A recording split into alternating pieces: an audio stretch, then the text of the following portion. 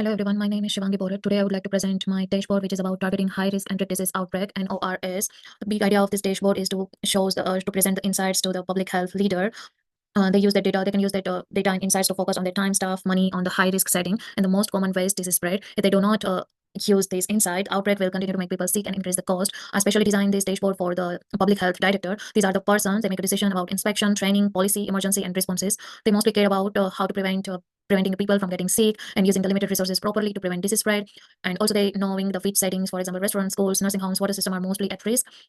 With these insights, I can answer the following question that can help the public health director to make a informed decision and make a prompt decision during the situation of outbreak. The first one is the how have enteric disease illness changes over time, and then which mode of transmission, food, water and person to person cause the most problem, which setting are the most dangerous, which state reports the most illness, and what action should public health officer should take.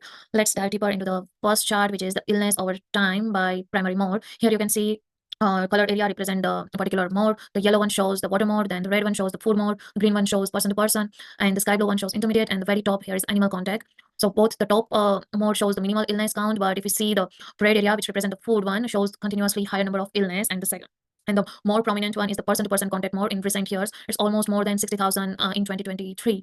But if you can see, if we check the waterborne illness, it has the highest peak among all. That was more than 404,000 illness count, but it's only for the 1993 period, and it is because of the contamination. It is because of the contamination period, but before and after that, the waterborne illness is showing a less number of count.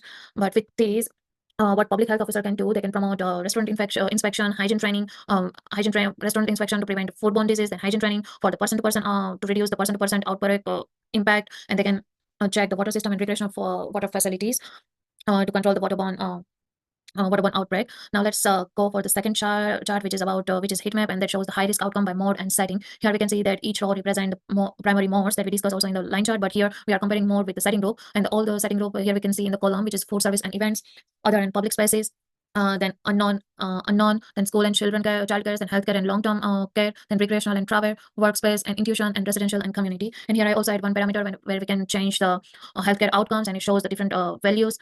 And for now, I'm keeping this for the illness tab, but we can also check the death count and the hospitalization count through that. And here I add a filter for state, so we can get exact idea and exact count of number for particular state, and that can help public health director to make prompt decision.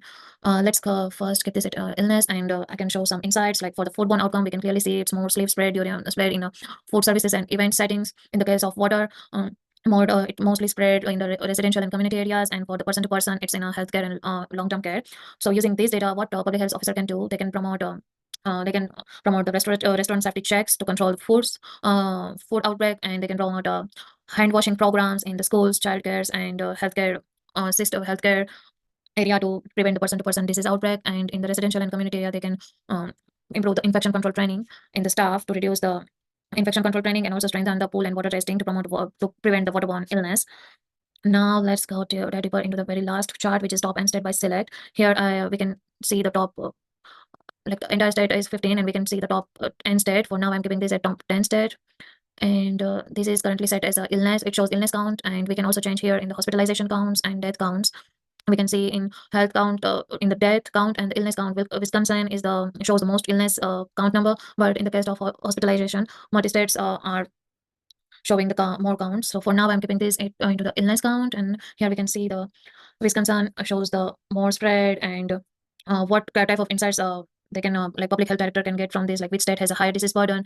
Here we can clearly see the Wisconsin, then second number comes at Pennsylvania and New York. They can compare each state with the other state, and they can provide more funding and support to particular that state, and which helpful to prevent the large outbreak.